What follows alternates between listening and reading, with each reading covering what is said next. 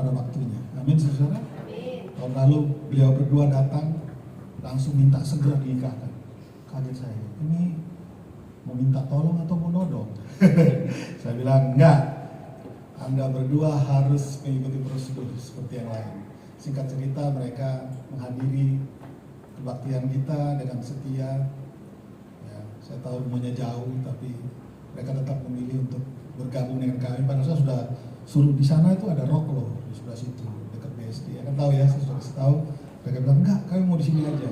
Baiklah, singkat cerita, mereka boleh menjalani kurang lebih hampir 1 tahun di sini dan sudah mengikuti konseling pernikahan dan sudah selesai.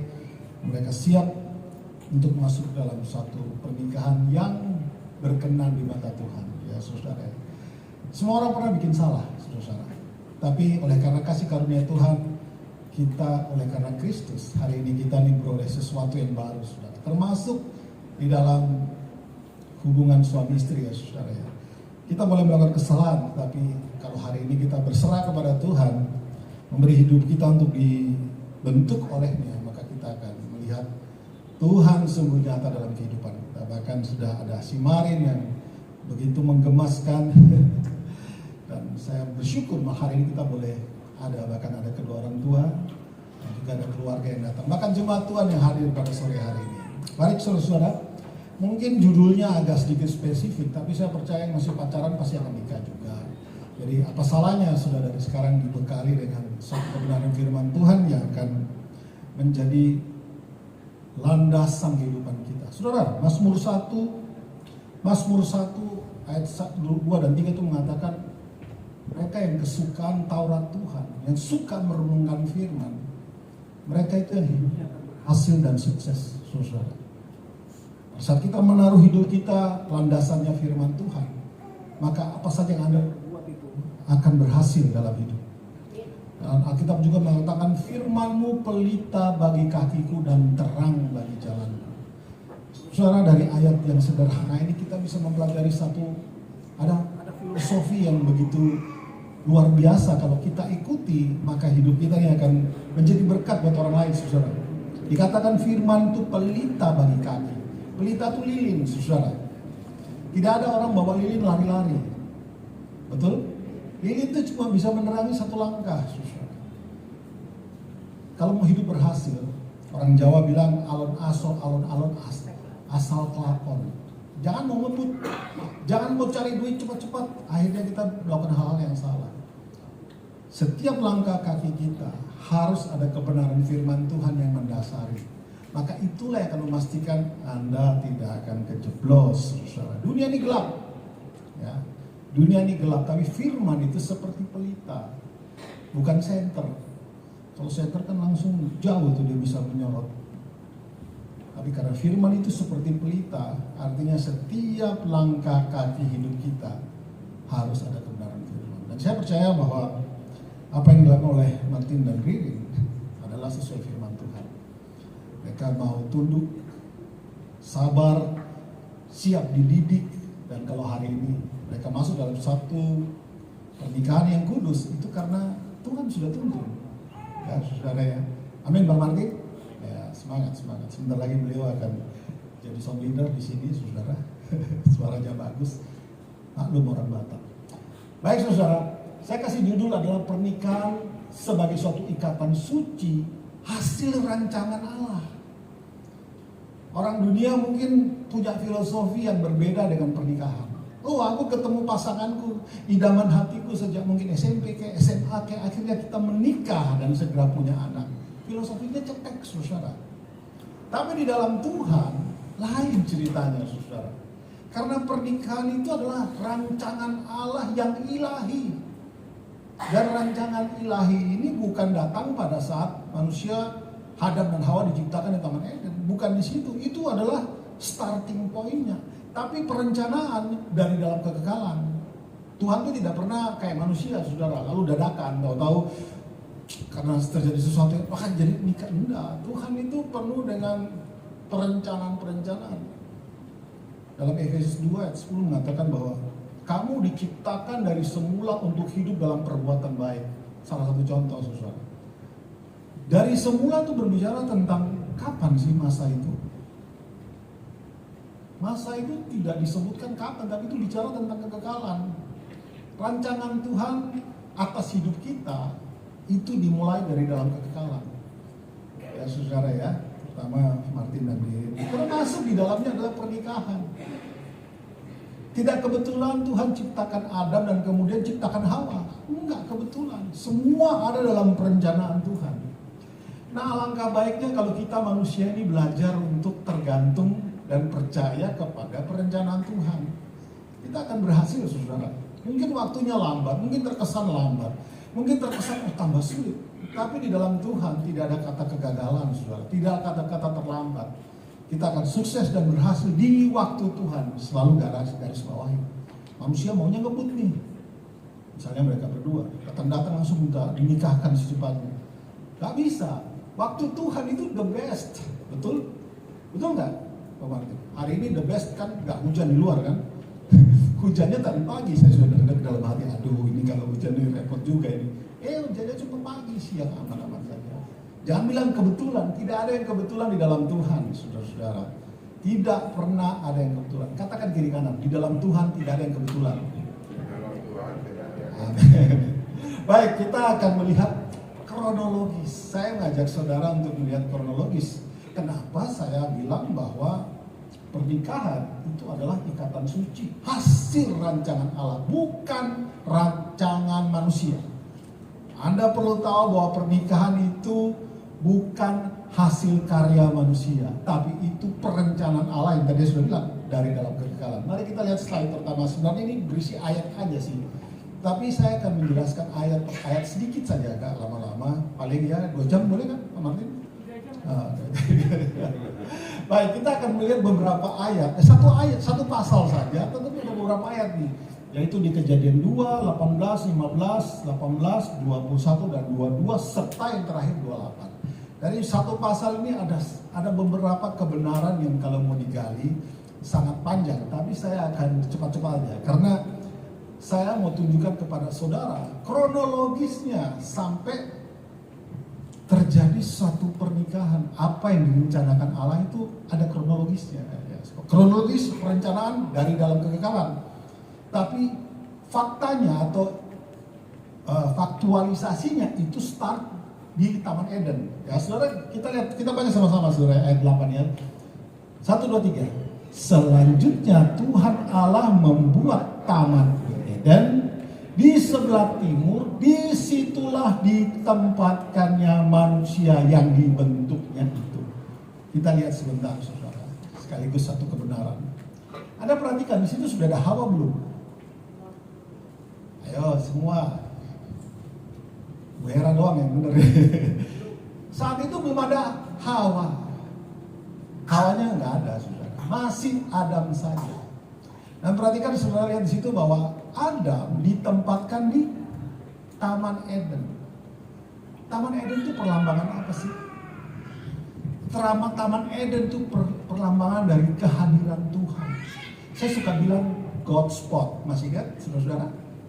Ada hotspot di mana wifi, ya satu ruangan ini katakan hotspot kalau di sini ada dipasang receivernya ya kan. Nah Taman Eden itu God spot, daerah tempatnya Tuhan. Saudara, ini ada kebenaran yang penting. Laki-laki itu tempatnya dalam hadirat Tuhan, bukan di rumah judi, bukan di lapo sambil ngebir. Laki-laki itu hidupnya harus selalu terhubung dengan Tuhan, karena asalnya Adam itu ditaruh di Taman Eden, bukan ditaruh di pinggir taman sana, tapi di dalam taman. Yang merasa pria dengar baik-baik hari ini. Anda tempatnya dalam hadirat Tuhan. Cari duit boleh, ya Bang Martin, boleh, tapi saya selalu ingatkan, harus ada waktu terhubung dengan Tuhan. Ibarat handphone, mau handphone secanggih apapun, kalau tidak ada listriknya, tidak dihubungkan dengan colokan listrik, maka handphone itu cuma benda 4 persegi panjang yang nggak ada gunanya. Sekalipun fitur-fitur yang ada di dalamnya itu canggih, tapi kalau nggak ada listriknya, nggak ada powernya, dia nggak ada gunanya.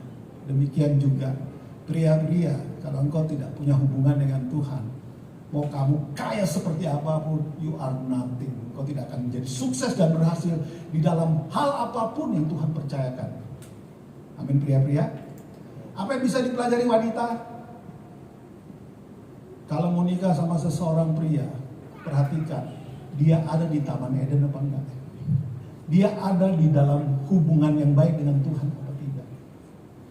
Karena itu ukurannya, saudara. Alkitab mengatakan laki-laki itu imam dalam keluarga. Mau kemana keluarga pergi ini tergantung laki-lakinya. Lah bayangkan kalau laki-laki gak punya baca Alkitab, hari Minggu lebih milih nonton bola Manchester United lawan Liverpool daripada cari Tuhan. Wanita-wanita dengar kalau ada pria seperti itu, jangan coba-coba mengatakan itu jodoh, karena dia tidak ada di Taman Eden. Ngerti ya saudara ya? Saya percaya Bang Martin ini selalu ada di Taman Eden. Ya sekali keluar sedikit gak apa-apa, tapi balik lagi. Amin Bang Martin. Ya makanya si Ririn mau untuk masuk dalam satu pernikahan bersama pria-pria yang selalu terhubung dengan Tuhan. Amin wanita-wanita. Ella, Yani yang masih muda-muda, Rika yang mau menikah, belum. Wanita-wanita perhatikan, kalau laki-laki itu tidak terhubung dengan Tuhan, segera angkat kaki dan pergi.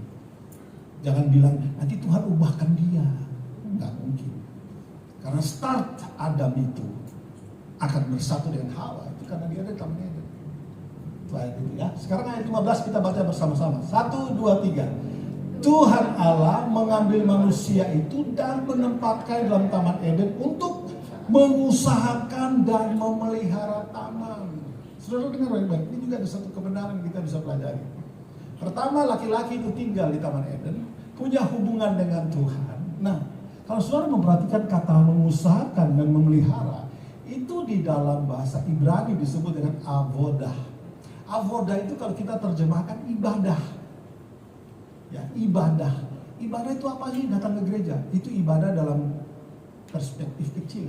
Ibadah itu artinya dalam bahasa Inggris dari avodah tadi kalau diterjemahkan adalah to work or to serve.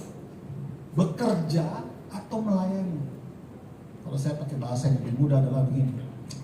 Seorang laki-laki yang terhubung dengan Tuhan, dia pasti adalah laki-laki yang melakukan kebenaran firman Tuhan. Pada saat Anda lupa, saya kan bukan orang yang full timer di gereja. Dengar baik-baik saudara. Anda mau bekerja di mana saja tidak ada masalah. Selama kita hidup, selama kita bekerja memakai prinsip kebenaran firman Tuhan, Anda sedang menyembah Tuhan. Ya, saudara. Kita harus lihat di dunia hari ini, saudara. Orang hidup bisa korupsi. Kok bisa gitu ya? Bisa nipu, bisa nginjek orang lain supaya dapat posisi. Satu hal artinya, dia pasti tidak tinggal di Taman Eden. Dia pasti tidak terhubung dengan Tuhan. Karena tidak terhubung dengan Tuhan, pasti yang dilakukannya adalah hal-hal yang menentang kebenaran firman Tuhan. Kata mengusahakan dan memelihara itu artinya kita melakukan apapun dengan hati yang takut akan Tuhan. Kita melakukan apapun dengan prinsip kebenaran firman Tuhan. Tadi saya bilang di awal, Mazmur 119 ayat 105. Firman-Mu berita bagi kami dan terang bagi jalanku. Amin, saudara ya, yang menikah selalu harus ingat ini. Anda berdua harus tinggal dalam hadirat Tuhan. Engkau harus punya hubungan yang baik dengan Tuhan. Karena hubungan yang baik dengan Tuhan itu sudah pasti Anda akan bisa menjadi orang-orang pelaku firman. Gak mungkin kita melakukan apa yang Tuhan mau tanpa kita punya hubungan dengan Tuhan. Itu mustahil, saudara. Ya, ada satu ayat di dalam Yohanes mengatakan begini, if you love me, you will do my work. Kalau kamu mengasihi aku, kamu pasti melakukan apa yang aku kehendaki. Sederhana kan, saudara? Jadi yang masih suka bikin dosa itu artinya satu, Anda tidak mengasihi Tuhan, tapi nyanyinya doang. Ku mengasihi Engkau Yesus. Ya. Hari-hari ini Alkitab juga mengatakan bahwa mari kita mengasihi bukan dengan perkataan saja, tapi di dalam perbuatan dan di dalam kebenaran.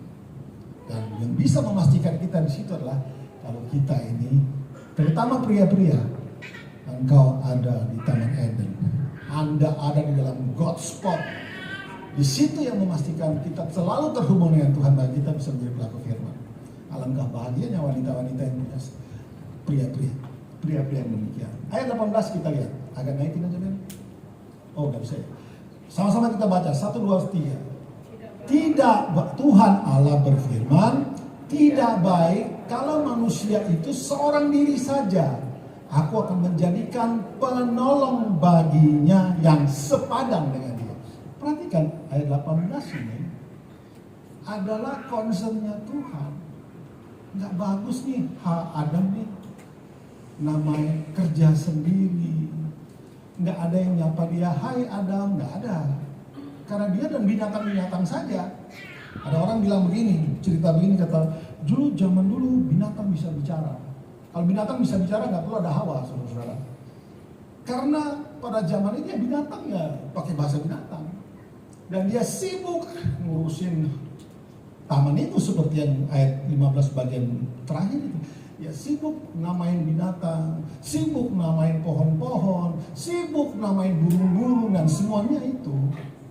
Tuhan yang konsen. Kasian banget nih hal Adam ya. Nggak ada yang nanyain apa kabar, nggak ada yang nanyain kamu haus nggak, atau kamu lapar nggak, atau aku pijitin ya, nggak ada. Nggak ada kuda bilang, wih ada apa perlu ku pijit, nggak ada saudara. Tuhan melihat bahwa gak bagus ini manusia itu sendiri. Saudara, ini ada kebenaran yang penting sekali ya.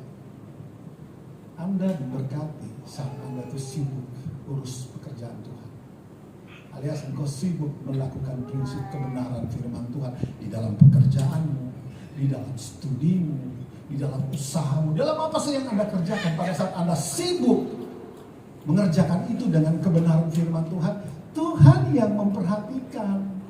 Nggak adakah saudara temukan dari ayat ini Adam teriak Tuhan, gua sendiri nih? Nggak ada, saudara. Tuhan yang lihat, tidak baik dia sendiri. Aku akan, nah itu anaknya sudah ribut di belakang. Sebentar Marin. Di sini dikatakan, aku akan menjadikan penolong baginya. Kebenaran kedua dari ayat ini adalah istri, wanita itu diciptakan untuk jadi penolong, bukan penodong, apalagi perongrong. Amin, Marin lagi. Ririn. Enggak, Marin itu mamanya Ririn sebenarnya. Saya baru tahu Marin itu adalah Martin dan Ririn. Ingat, Anda punya tugas bukan menodong dia, bukan juga punya tugas merongrong dia, tapi Alkitab katakan sama-sama 1, 2, 3 penolong. Hawa itu penolong. Jadi kalau istrinya nanti ngomel dulu pagi-pagi, ingetin, lu itu penolong, jangan merongrong aku terus.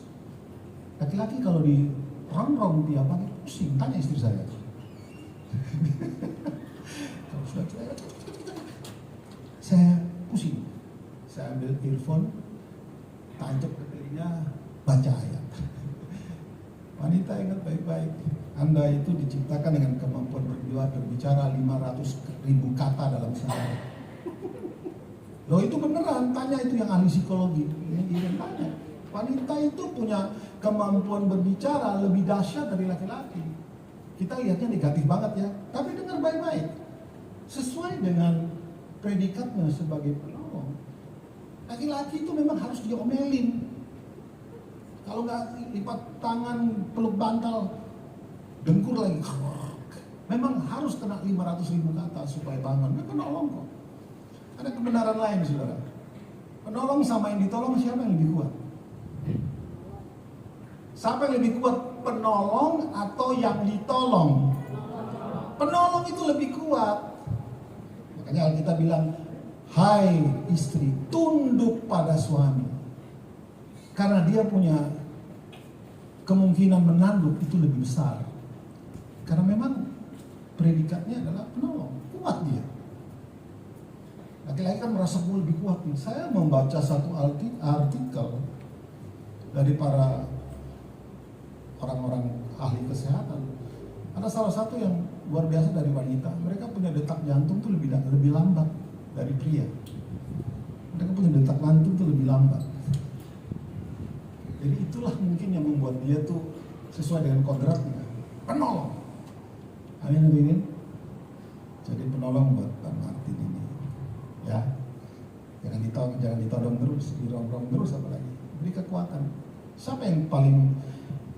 Teman siapa yang paling kuat di dalam menolong suami? Ya, wanita. Dia adalah penolong yang memang Tuhan ciptakan untuk menjadi penolong bagi pria. Mamanya John Kennedy, saya lupa namanya, presiden Amerika yang nanti ditembak itu, anaknya tuh rata-rata adalah senator, orang-orang hebat. Dia bilang di balik pria-pria yang hebat ada wanita yang lebih hebat. Bersyukurlah para wanita, Anda punya kodrat, diciptakan Tuhan dari awal sebagai penolong. Tapi bagi suaminya, ya jangan nolong yang suami orang. Suami orang biar istri orang yang urus. Anda istri dari Bang Martin, dia nolong suaminya, akan efektif di situ. Cukup jelas?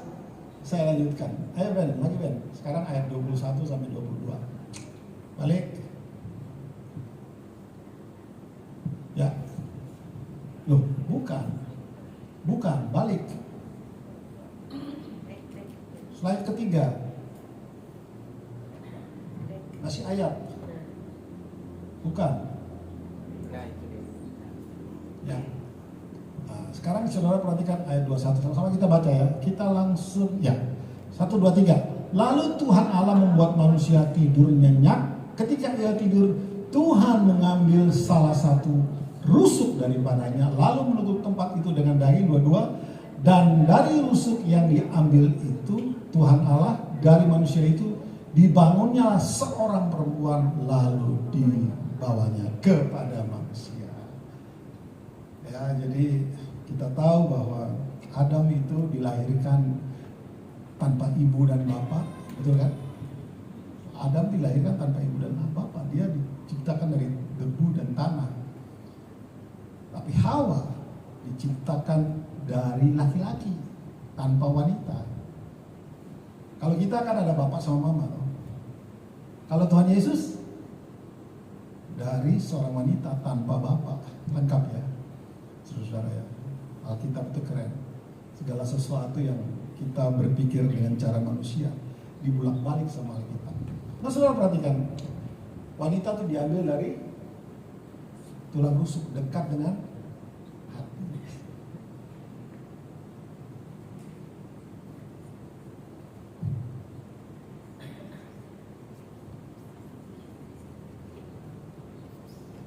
Oke. Ayat 28, sama-sama kita baca. 1, 2, 3.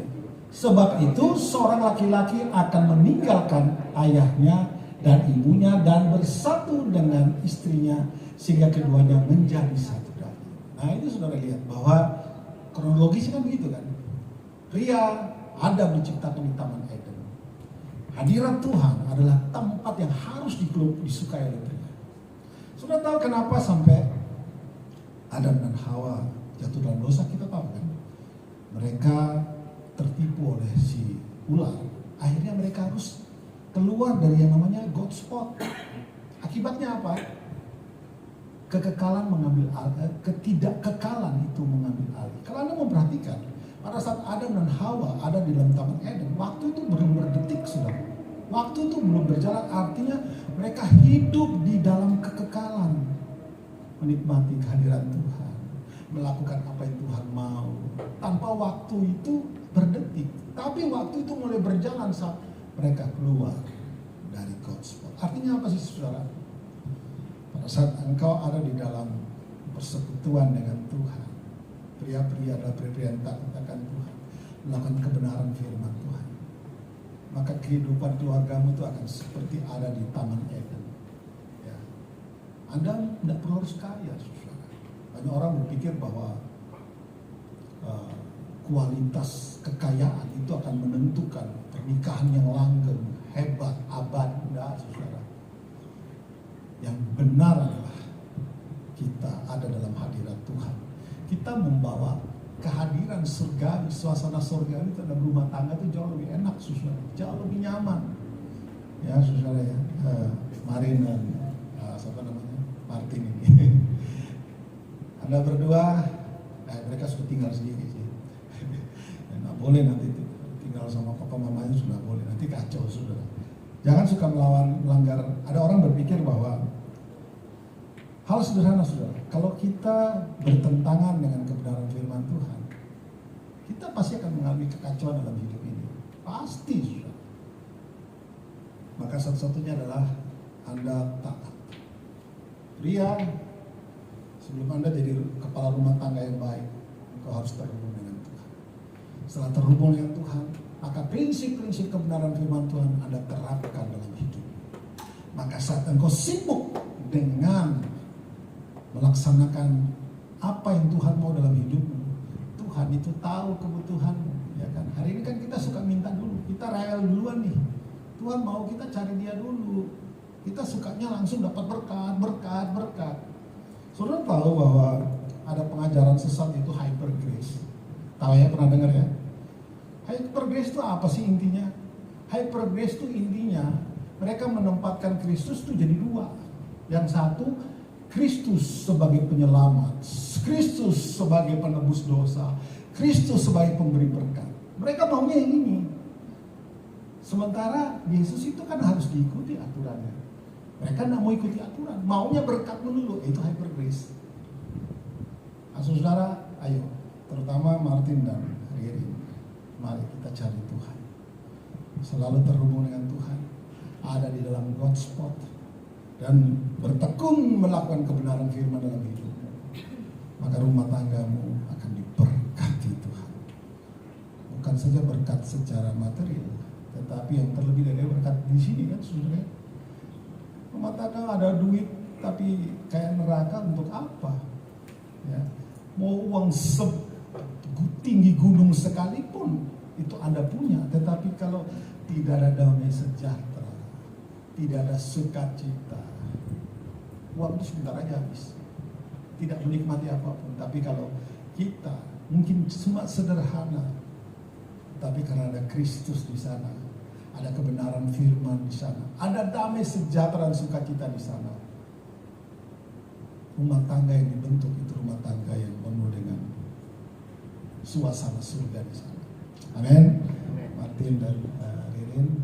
Baik, saya langsung berikutnya aja. Slide berikutnya, Ben. Pernikahan itu kalau menurut firman Tuhan ya, kalau saya simpulkan adalah suatu rencana Allah untuk menyatukan dua jiwa menjadi satu dalam ikatan yang kudus, mencerminkan Kristus, kasih Kristus kepada gerejanya. Tadi saya sudah bilang kan bahwa pernikahan itu adalah rancangan ilahi Allah.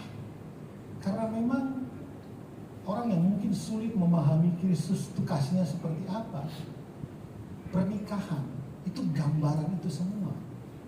Jadi pernikahan itu gambaran kasih Kristus kepada jemaatnya.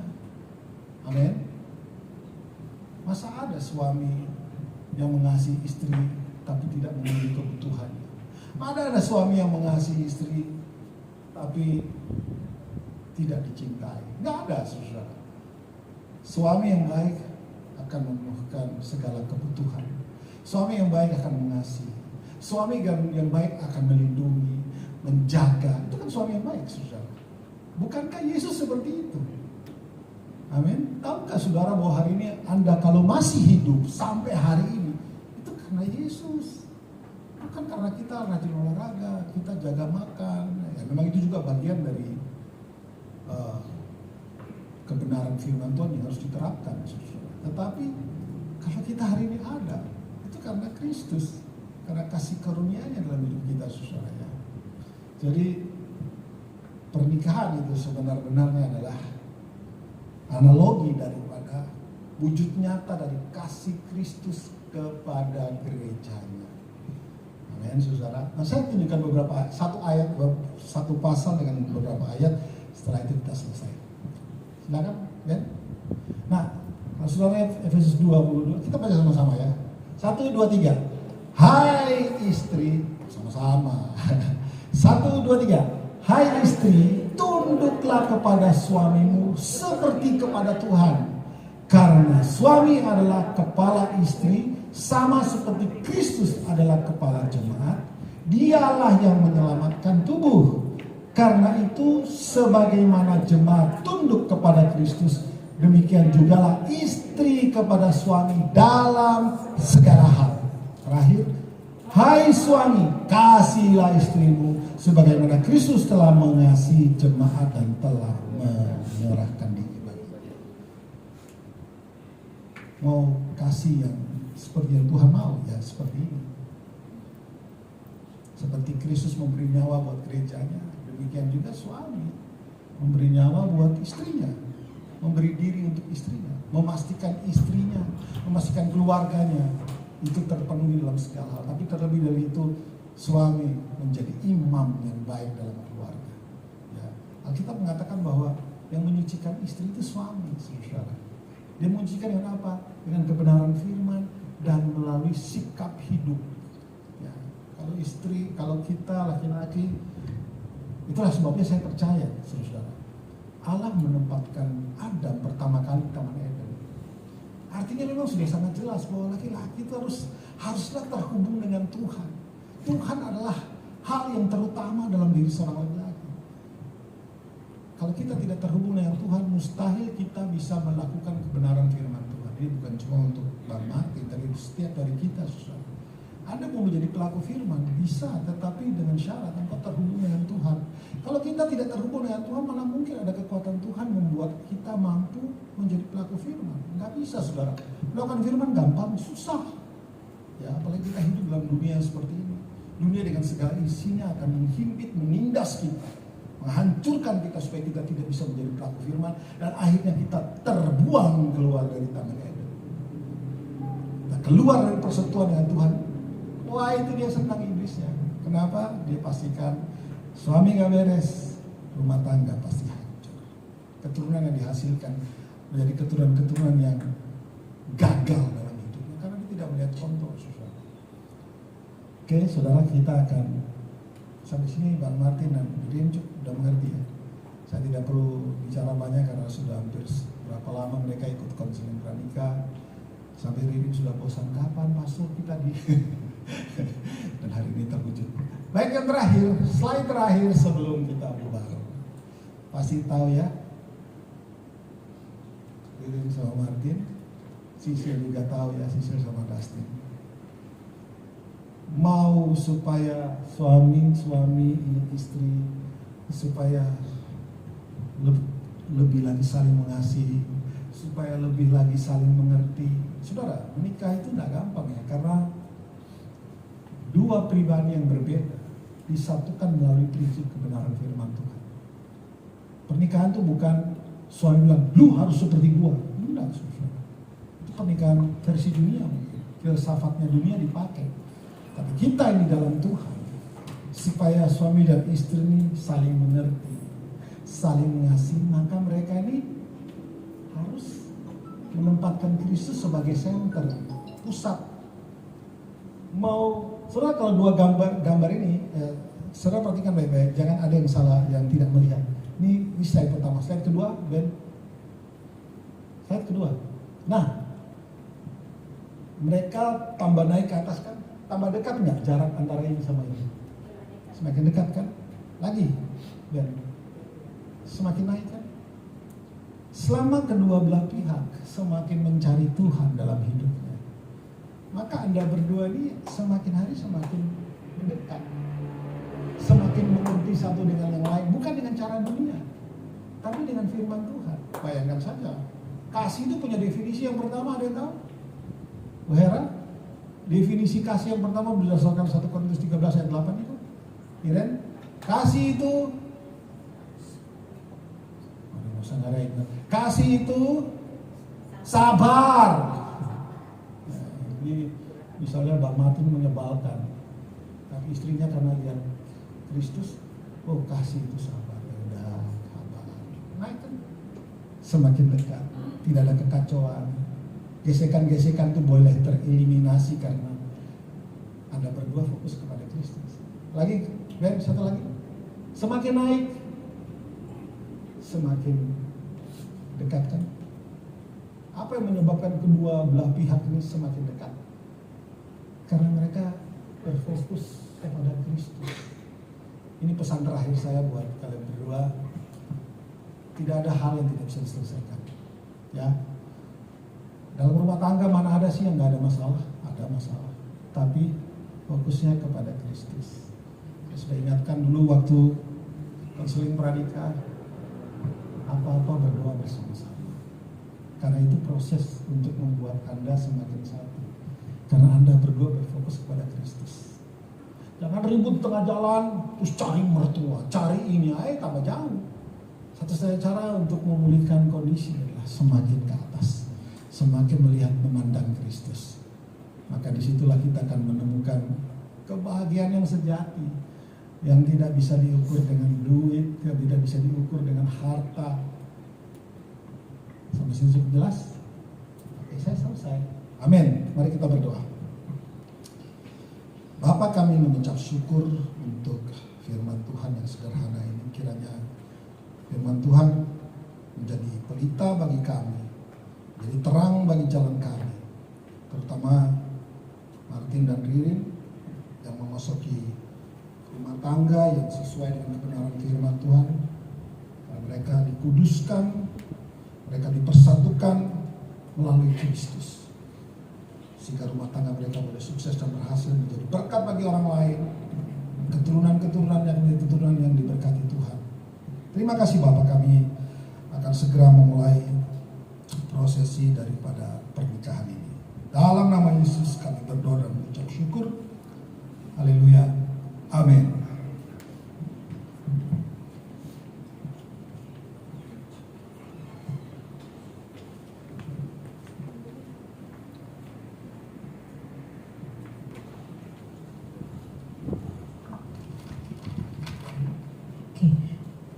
Kita akan mulai upacara pemberkatan pernikahan.